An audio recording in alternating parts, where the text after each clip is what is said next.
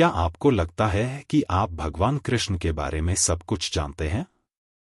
क्या होगा अगर मैं आपको बताऊं कि प्राचीन कहानियां हैं जो सदियों से छिपी हुई हैं, जो उनके दिव्य यात्रा के एकदम अलग पहलू को प्रकट करती हैं?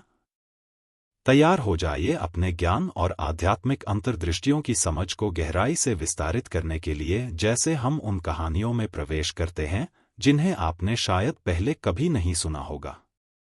गोकुल और वृंदावन में श्री कृष्ण का बचपन माखन चोरी की लीला से जग प्रसिद्ध है।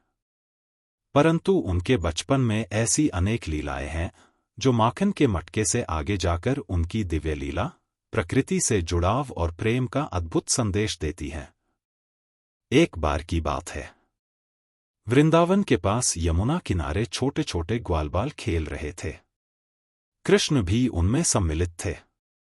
खेलते खेलते उन्होंने देखा कि एक बछड़ा कीचड़ में फंस गया है। सभी बच्चे डर के मारे पास नहीं गए, पर कृष्ण बिना सोच समझ उस ओर दौड़ पड़े। उन्होंने अपने नन्हे हाथों से बछड़े को बाहर निकाला और उसके माथे पर हाथ फेरते हुए बोले, जैसे मैं तुम्हें बचाता हूं, वैसे ही तुम सबको भी अपने साथियों की रक्षा करनी चाहिए।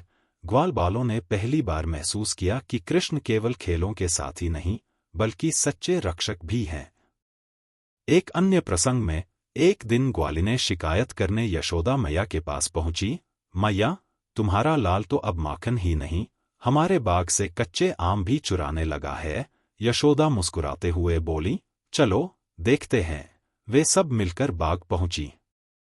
वहां देखा कि कृष्ण आम तोड़कर खा नहीं रहे, बल्कि छोटे ग्वालबालों और तोतों को खिला रहे हैं।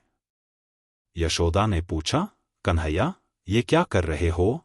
कृष्ण ने मासूमियत से कहा, मैया, ये सब भी तो भगवान के बच्चे हैं, इन्हें भी तो प्रसाद मिलना चाहिए। सब हंस पड़े, पर उनके दिल में प्रेम और करुणा का बीज अंकुरित हो गया।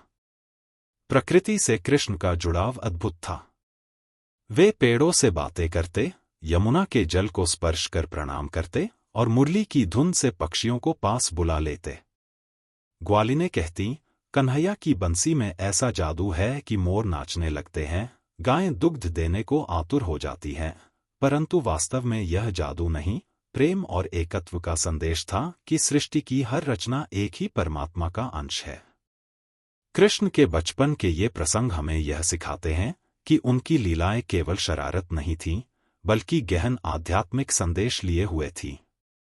ग्वालबालों को उन्होंने सिखाया कि साथियों के प्रति दया और सहायता का भाव रखना चाहिए। ग्वालिनों को यह दिखाया कि प्रेम का वितरण केवल मनुष्यों तक सीमित न रहे, पशु पक्षी और वृक्ष भी हमारे स्नेह के अधिकारी हैं। और वृंदावन वासियों को यह अनुभव कराया कि ईश्वर सृष्टि के हर कण में समाया है। माखन चोरी की प्रसिद्ध कथा के परे, ये अनदेखे किस्से बतलाते हैं कि श्री कृष्ण का बचपन प्रेम, करुणा और सेवा का जीवंत पाठशाला था। उनकी नन्ही नन्ही शरारतें भी गहरे आध्यात्मिक सत्य का रूप थीं, जिन्हें यदि हम समझ लें तो जीवन स्वयं मधुर बन जाए।